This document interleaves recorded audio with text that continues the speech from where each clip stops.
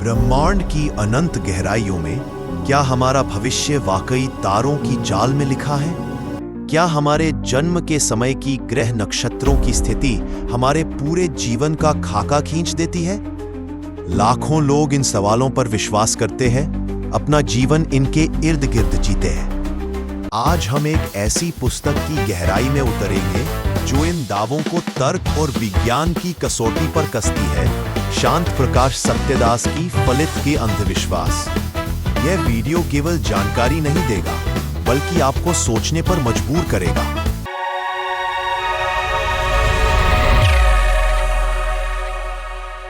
शांत प्रकाश सत्यदास एक ऐसे दूरदर्शी विचारक जिन्होंने अपना पूरा जीवन सत्य और वैज्ञानिक दृष्टिकोण के प्रचार प्रसार के लिए समर्पित कर दिया। उनकी यह पुस्तक उनके गहन शोध, तार्किक विश्लेषण और एक विवेकवादी समाज के निर्माण की उनकी अटूट इच्छा का परिणाम है। यह सिर्फ एक किताब नहीं, बल्कि सदियों पुराने अंधविश्वासों को चुनौती देने वाला एक घोषणा पत्र है। तो आखिर यह फलित ज्योतिष है क्या? यह एक प्राचीन विद्या है जो दावा करती है कि ग्रहों, नक्षत्रों और राशियों की स्थिति का हमारे जन्म के समय और जीवन के हर पहलू पर गहरा प्रभाव पड़ता है। इसमें जन्म कुंडली का विस्तृत विश्लेषण किया जाता है, जिसमें ग्रहों की दशा, गोचर और विभिन्न भावों में उनकी स्थिति देखकर भविष्य का आकलन किया जाता है। मान्यता यह है कि ये आकाशीय पिंड हमारे स्वभाव, करियर, स्वास्थ्य, विवाह और यहाँ तक कि हमारे भाग्य को भी निर्धारित करते हैं। इसी के आधार पर लोग मुहूर्त निकालते हैं, रत्न धारण करते हैं और विभिन्न पूजा पाठ करवाते हैं। इस गहन पड़ताल में हम पहले ज्योतिष की विभिन्न शाखाओं और उसके मुख्य दावों को समझेंगे। फिर हम शांत प्रकाश सत्यदास की पुस्तक के तर्कों के आधार पर इसकी वैज्ञानिक विश्वसनीयता को परखेंगे, इसके पीछे के तार्किक और वैज्ञानिक खंडन को जानेंगे और अंत में हम ज्योतिष के सामाजिक और मनोवैज्ञानिक प्रभावों पर गौर करेंगे और एक विवेकवादी समाज अपनाने के महत्व पर बात करेंगे। अब समय आ गया है कि हम ज्योतिष के सबसे बड़े दावों को वैज्ञानिक और तार्किक कसौटी पर कसें। फलित के अंधविश्वास हमें एक एक करके इन दावों की सच्चाई दिखाता है। पुस्तक का पहला प्रहार राशि, कुंडली और मुहूर्त जैसी मूलभूत अवधारणाओं पर है। ज्योतिष कहता है कि आपकी जन्म कुंडली आपके भाग्य का ब्लूप्रिंट है, लेकिन क्या सिर्फ जन्म के समय ग्रहों की स्थिति किसी के पूरे जीवन को निर्धारित कर सकती है? वैज्ञानिक रूप से ब्रह्मांड में अरबों तारे और ग्रह हैं। केवल कुछ को चुनकर भविष्य बताना कितना तार्किक है? सत्यदास जी बताते हैं कि ज्योतिष में उपयोग की जाने वाली राशियां और नक्षत्र प्रणाली खगोलीय वास्तविकताओं से बहुत भिन्न है। विषुवों की अग्रगति, प्रोसेशन ऑफ द इक्विनॉक्सेस, पृथ्वी का अक्ष झुका रहता है। इसका मतलब है कि जिस राशि में सूर्य हजारों साल पहले था, आज वह उसमें नहीं है। उदाहरण के लिए, यदि आप ज्योतिषीय रूप से मेष राशि के हैं, तो खगोलीय रूप से आप शायद मीन राशि के हो सकते हैं। ज्योतिषीय गणनाएं आज भी सदियों पुरानी प्रणाली का उपयोग करती हैं, जो वास्तविक खगोलीय स्थिति से लगभग 24 डिग्री पीछे है। यह एक गंभीर वैज्ञानिक त्रुटि है। इसी तरह शुभ अशुभ मुहूर्त की अवधारणा का भी कोई वैज्ञानिक आधार नहीं है। समय की कोई आंतरिक गुणवत्ता नहीं होती जो उसे किसी कार्य के लिए शुभ या अशुभ बना दे। हमारे कर्म और प्रयास ही महत्वपूर्ण है, न कि जन्म के समय की काल्पनिक ग्रह स्थिति। पुस्तक जुड़वा बच्चों का उदाहरण देती है। यदि दो जुड़वा बच्चे एक ही समय और स्थान पर जन्म लेते हैं, तो उनकी कुंडली लगभग समान होगी। लेकिन क्या उनके जीवन के अनुभव, सफलताएं और असफलताएं हमेशा समान होती है? अक्सर नहीं। यह स्पष्ट रूप से दर्शाता है कि कुंडली भाग्य का निर्धारण नहीं करती। ज्योतिष 9 ग्रहों के मानव जीवन पर पड़ने वाले प्रभाव का दावा करता है। सूर्य, चंद्रमा, मंगल, बुध, बृहस्पति, शुक्र, शनि, राहु, केतु।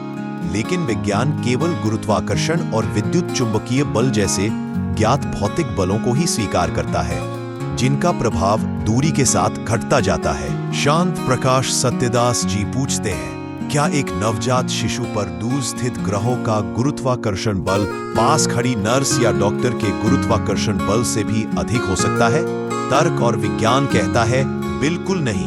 ग्रहों का गुरुत्वाकर्षण प्रभाव पृथ्वी पर इतना नगण्य है कि वह किसी व्यक्ति के भाग्य को प्रभावित नहीं कर सकता। रही बात राहु और केतु की, तो ये खगोलीय पिंड है ही नहीं। वे केवल चंद्रमा के कक्षीय नोड्स हैं, यानी वे काल्पनिक बिंदु है जहां चंद्रमा की कक्षा पृथ्वी की कक्षा को काटती है।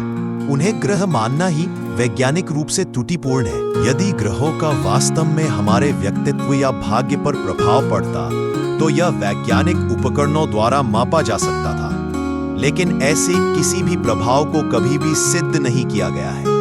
ग्रहों की स्थिति के आधार पर व्यक्तित्व के दावों का भी कोई पुष्ट प्रमाण नहीं है। एक ही ग्रह स्थिति वाले कई लोगों में अलग अलग व्यक्तित्व और जीवन पथ देखे जाते हैं। यदि ज्योतिष इतना सटीक है तो क्यों इसकी भविष्यवाणियां अक्सर गलत साबित होती हैं?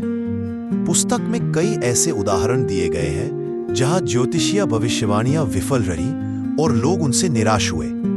यदि एक ज्योतिषी किसी परिचित व्यक्ति का सटीक भविष्य नहीं बता सकता, तो लाखों अज्ञात लोगों का भविष्य कैसे बता सकता है? शांत प्रकाश सत्यदास जी जोर देते हैं कि दुनिया भर में किए गए कई वैज्ञानिक अध्ययनों और सांख्यिकीय विश्लेषणों ने यह साबित किया है कि ज्योतिषीय भविष्यवाणियों का संयोग से अधिक कोई संबंध नहीं है। नोबेल पुरस्कार विजेता वैज्ञानिकों द्वारा भी ज्योतिष को विज्ञान के रूप में अस्वीकार किया गया है। वे बताते हैं कि अक्सर सफल दिखने वाली भविष्यवाणियां बार्नम प्रभाव या चयनात्मक स्मृति का परिणाम होती हैं। बार्नम प्रभाव वह है जहां अस्पष्ट और सामान्य भविष्यवाणियां इतनी व्यापक होती है कि वे किसी पर भी लागू हो सकती है, और चयनात्मक स्मृति वह है जहां लोग केवल उन भविष्यवाणियों को याद रखते हैं जो सच हो जाती है, और जो गलत होती है उन्हें आसानी से भूल जाते हैं। ज्योतिष केवल अवैज्ञानिक ही नहीं, बल्कि इसके समाज और व्यक्ति पर कई नकारात्मक प्रभाव भी पड़ते हैं। आइए पुस्तक के अनुसार इन प्रभावों को समझिए। पुस्तक इस बात पर भी प्रकाश डालती है कि कैसे ज्योतिष एक बड़े और अनियंत्रित व्यवसाय में बदल गया है, जहां भोले भाले और आशावान लोगों का शोषण किया जाता है। ज्योतिषी अक्सर डर और अनिश्चितता का फायदा उठाकर लोगों को गुमराह करते हैं। महंगी पूजाएं, विशेष रत्न, तावीज और तथाकथित उपाय सुझाए जाते हैं जिनकी कोई वैज्ञानिक वैधता नहीं होती। ये उपाय अक्सर केवल आर्थिक बोझ बढ़ाते हैं और व्यक्ति की वास्तविक समस्याओं का कोई समाधान नहीं करते, बल्कि वे व्यक्ति को आत्मनिर्भर होने से रोकते हैं और उसे एक भ्रम में रखते हैं। यह केवल आर्थिक शोषण नहीं, बल्कि एक नैतिक भ्रष्टाचार भी है जो लोगों के विश्वास और आशा को कमजोर करता है। ज्योतिष का एक और गंभीर नकारात्मक प्रभाव है, ये लोगों में भाग्यवादी सोच को बढ़ावा देता है। जब व्यक्ति यह मानने लगता है कि उसका भविष्य पूर्व निर्धारित है और ग्रहों द्वारा नियंत्रित है, तो वह अपनी समस्याओं के लिए खुद को या अपनी परिस्थितियों को दोष देने के बजाय ग्रहों को दोष देने लगता है। यह मानसिकता व्यक्ति की उद्यमशीलता, आत्मनिर्भरता और समस्या समाधान की क्षमता को कम करती है। लोग कठिन परिश्रम करने या अपनी गलतियों से सीखने के बजाय ज्योतिषीय उपायों पर निर्भर हो जाते हैं। यह उन्हें वास्तविक समस्याओं से भटकाता है और उन्हें अवैज्ञानिक समाधानों की ओर धकेलता है। एक प्रगतिशील और वैज्ञानिक समाज के निर्माण के लिए यह एक बड़ी बाधा है, क्योंकि यह समाज को निष्क्रिय और अंधविश्वासी बनाता है।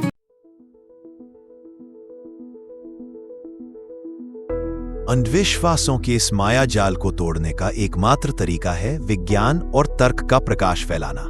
शांत प्रकाश सत्यदास जी का अंतिम और सबसे महत्वपूर्ण संदेश यही है। शांत प्रकाश सत्यदास का मुख्य संदेश यही है कि हमें अंधविश्वासों को त्याग कर विज्ञान और तर्क को अपनाना चाहिए।